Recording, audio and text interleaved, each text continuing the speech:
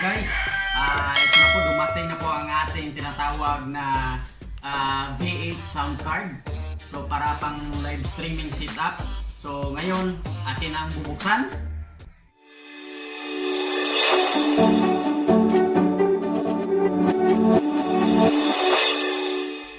Okay, ito na po, atin na pong bubuksan. Okay guys, ito na po ang ating pinakahihintay na para pang live streaming setup para sa ating mga sound effects. Okay, so ngayon bubuksan na natin. Excited na po tayo na ating bubuksan kasi atat na tayong magla-live stream. Okay. Wow!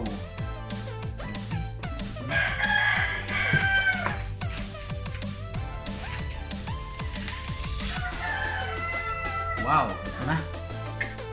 So kung makikita nyo guys, ayan ang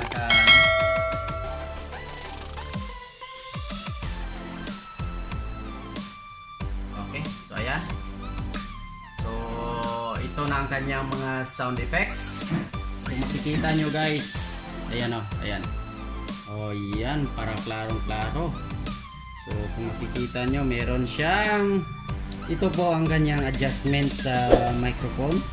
So dito yan. Meron siyang microphone 1, microphone 2, headset, at saka headphone. Ayan, aux N. Kung gusto kayo, mayroon kayong ipapasok dito na sounds. Kung gusto nyo, ayan po. Ito yung phone 1 para sa live streaming, phone 2.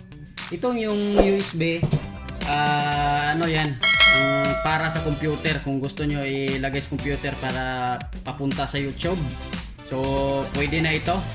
At saka ano na lang sa computer nyo, sa live stream nyo, na isiset nyo ang USB microphone. Okay, para dito na lahat manggaling yung audio nya. So para good quality yan. So ito na po. Okay. So ito ang kanyang mga kasama na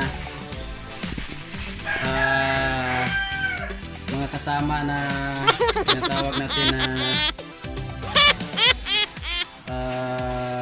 basta kasama niya na mga anong tinatawag ito?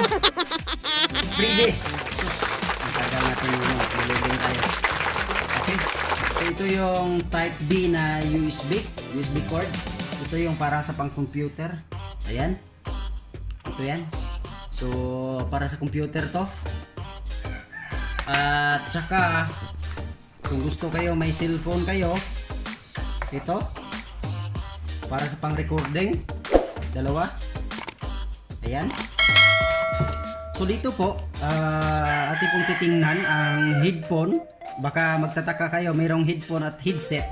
Kasi pwede dalawa yung dalawa ang magmonitor sa audio. So pwede dalawa. So para pang monitoring to sa audio. At ito naman, pwede dalawa yung microphone na ilagay mo.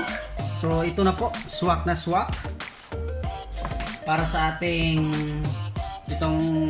ating BM8 800. So dito siya ilagay para magano.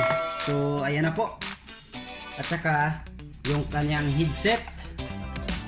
Ayan. Okay, so mamaya ating titingnan kung paano siya i-switch on.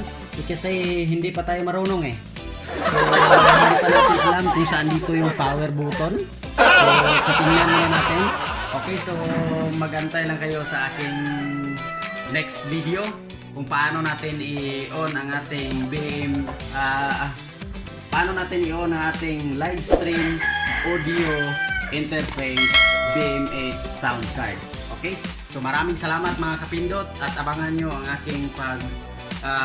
aking susunod na video kung paano natin gagamitin to para sa pang PC, para pang live stream setup. Okay, maraming salamat and God bless.